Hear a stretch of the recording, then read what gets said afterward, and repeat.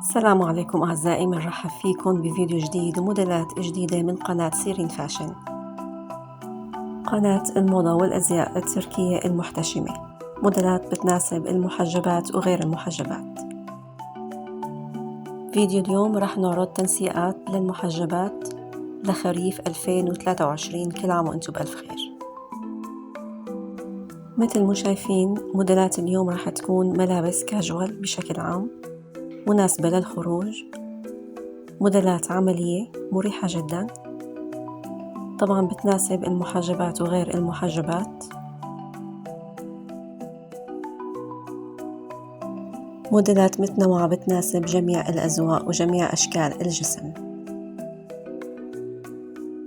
من المعروف طبعا أنه الألوان الغامقة هي ألوان شتوية وخريفية، لكن بخريف 2023 وشتاء 2024 رح يصير في تركيز أكثر على الألوان الفاتحة. مثل ما شايفين طبعا هاد تونيك ماش قطن خيطين مناسب جدا لفصل الخريف. الألوان فاتحة وزاهية، ممكن نفس اللون يتنسق مع بنطلون أبيض مثل ما شايفين، أو مع بنطلون أسود ليكسر اللون الفاتح. ومع هذا الطقم البنطلون من قماش الكريب، أما الجاكيت من قماش التريكو.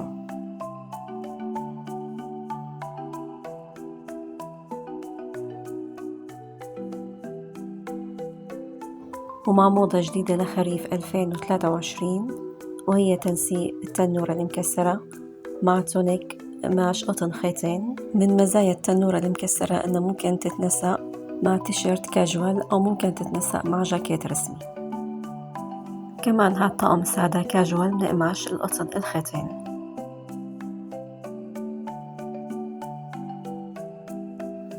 موديلات فيديو اليوم متوفرة بأرقى محلات الأزياء التركية.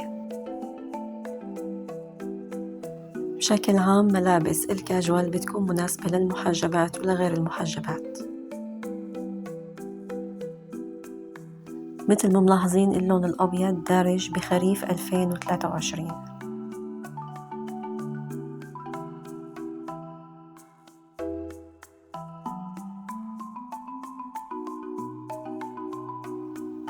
ننتقل لهذا الموديل، جاكيت قصير وتنورة عريضة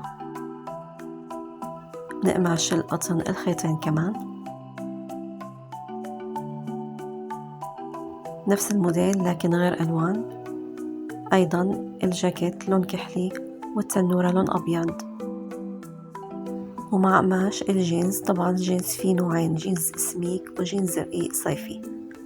هذا الجينز سميك بيناسب فصل الخريف. ومثل ما شايفين التنورة المكسرة ممكن تتنسق مع عدة موديلات، ممكن تتنسق مع جواكيت جينز أو جواكيت رسمي، أو حتى تيشيرتات قطن مثل ما عرضنا بالفيديو. نرجع للون الأبيض المتوفر بكثرة بفيديو اليوم.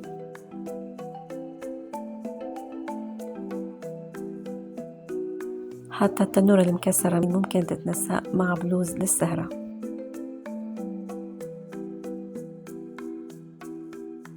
ومع هذا القميص من قماش الكتان السميك. دائما كان اللون البيج بيتنسق مع اللون البني، لكن معظم موديلات اليوم اللون الأبيض عم بيتنسق مع معظم الألوان الفاتحة وحتى الغامقة. بتمنى موديلات اليوم تنال إعجابكم. إذا عجبكم فيديو اليوم يا ريت تدعمونا باللايك وتعملوا اشتراك بالقناة وتفعلوا زر الجرس ليصلكن أحدث صيحات الموضة التركية لخريف 2023 وشتاء 2024. وانتظرونا فيديوهات جديدة، والسلام عليكم.